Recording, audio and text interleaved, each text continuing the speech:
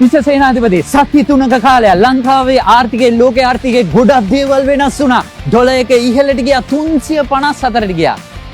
ඔබතුමා ඔය කියන ගාන 30000ට දුන්නට වැඩි කරා නේද මේකේ ගාන? 75ක් වැඩි තඹ 7ක් සතපනේ තඹ 7ක් වැඩි කරේ නෑ. මම ඇත්තද කියන්නේ? තඹ 7ක් අදරත් ඒක 9.25යි. එච්චරයි. එහෙම ඩොලර් එක 355ට ගියා. මම එදා ඇවිල්ලා මෙතන කතා කරද්දි ඩොලර් එක 311ට තිබ්බේ. මම වචනයක් දීලා ගියා සමීර. මං කිව්වා ඩොලර් එක වැඩි වුණා අපි වැඩි කරන්නේ නැහැ.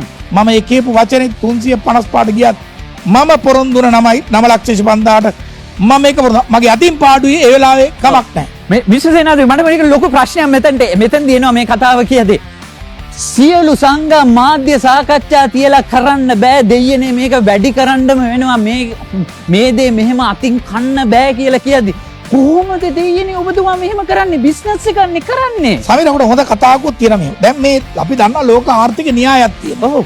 රටක ඒ කියන්නේ මුදල් අව ප්‍රමාණයේදී බාල්දු වෙනවා කියලා කියන්නේ ඒ හොඳ නැති වචන අව ප්‍රමාණය වෙද්දී අපි මේක ඩොලර් දීලා ගේනකොට තමන්ගේ රටේ මුදල අව ප්‍රමාණය වුණාම ඒගොල්ලන්ගේ ඩොලර් එක දීලා ගේන ගණන් අනිවාර්යෙන් බඩු වෙනවා. ඔක තමයි ආර්ථික න්‍යාය. මම එක දෙයක් කරා. මේ ආර්ථික න්‍යාය මම උඩු යටි කරා. තේරුන්නේ නැහැ මට. ඒ කියන්නේ මෙහෙමයි. දැන් අපි කම්පිටිෂන් එකට ආවේ නැනේ බයිසිකල්. නෑ. දැන් ඔබතුමාට තියෙනවා මෙතන තියෙන්නේ මං කිව්වා 115යි. ඔව්. මේ තියෙන බයිසිකල් කොහෙවත් නැති ඒවා. අනිවාර්යයෙන්. ලෝකෙ තියෙන හොඳම කම්පැනි චීනෙට 20න් 15ක් අපිත් එක්ක ඇග්‍රීමන්ට් අස්සම් කළේ ඉවර මම පෙන්නන්නම්. බයිසිකල් කියන බොහොම පරණ කම්පැනි තියෙනවා. අනිවාර්යයෙන්. දැන් ඒගොල්ලෝ දැනගත්ත අපිත් එක්ක හැප්පෙන්න බෑ. හැප්පෙන්න බැරි වෙලා අතින් පයින් නෙමෙයි. ඔව්. අපි කරන ක්‍රියාදාමවලදී. එතකොට මේකේ ලාභේ කිව්වට මිනිස්සුන්ගේ අපි රීරි මාංශ උරාගෙන ගන්න ඕනේ නෑනේ. අනිවාර්යයෙන්. හුඟක් කට්ටිය ඩොලර් එක 300ක තියෙන කාලේ ගෙනාපු බයිසිකලයක් අඩු කරා රුපියල් 70,000 අඩු කරා. අපි හින්දා. ඇයි ඒ? ඒක තමයි අර මාෆියාකට අපි කම්පිටිෂන් එකකට ආවා. මගේ ජොබ් එක මාෆියත් එක්ක ඇප්පේනේ. ඒකට අපි කම්පිටිෂන් එකට. හැබැයි අපි කම්පිටිෂන් කරන්නේ නැහැ. අපි දෙන්නේ හොඳ ඒගොල්ලන්ට හොඳම වර්ගයේ බඩු මේ ඔය පේනවා මේ තමන්ට පේන නිකොට් එක මේක මම ඒක එක්ස්ප්ලেইন කරන්න අනිවාර්යයෙන්ම ඒ හොඳම බයික් එක දෙනකොට ඒගොල්ලන්ට වුණා වැඩිපුර මිනිස්සුන්ගෙන් අය කරගත්ත මුදල් රුපියල් 70,000 අඩු කරන්න. ඒතකොට බයිසිකල් ඒ කම්පැනිගෙන් ලක්ෂ 3ක් විතර ගෙනාවයි කියන්නේ. ඔව්. ඒක රුපියල් 70,000 වැඩි කරොත් කීයද බිලියන? බිලියන 80ක් විතර එනවා. දැන් 70 අන්න ඒක පුළුවන් නම් ඒ වැඩිපුර අය කරපු මුදල මිනිස්සුන්ට බෙදලා දුන්නොත් ඒ මිනිස්සු ඒ කට්ටියට ගරු කරනවා.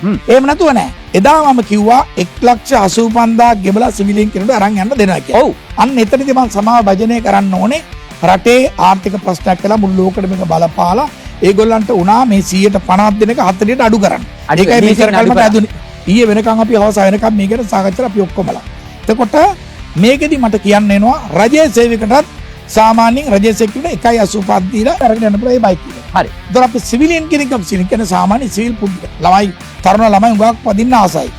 මම මේක ලක්ෂ 3ක් ගෙවලා ඒගොල්ලන්ට අරගෙන යන්න පුළුවන්. හැබැයි ඒ වගේම මම කියනවා මම යන්නේ මේ පාර තව දවස් 7කින් 8කින් මේ ඇසෙම්බලි ලයින් එක ලංකාවට ගේන්න.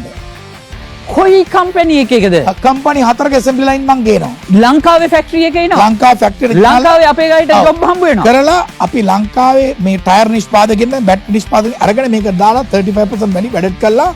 එළියට විකුණද්දී අපිට රජයේ නියමිත ක්‍රමවේදයක් තියෙනවා සිස්ටම් එකක් හදලා. ඒතකොට ඩියුටි එක අඩු කරනවා. සාමාන්‍ය 140ක් 50ක්. ඒ අඩු කරන සමහරට අපිට 75,000ක් ලක්ෂයකට අඩු වෙයි. ඒ 75,000 අඩු කරොත් අරක 9.25 නෙමෙයි 8යි අපි දෙනවා 8.50ට. ඒ 75,000 මං අර සිවිලියන්ස් ළමයින්ට ඒක දෙනවා.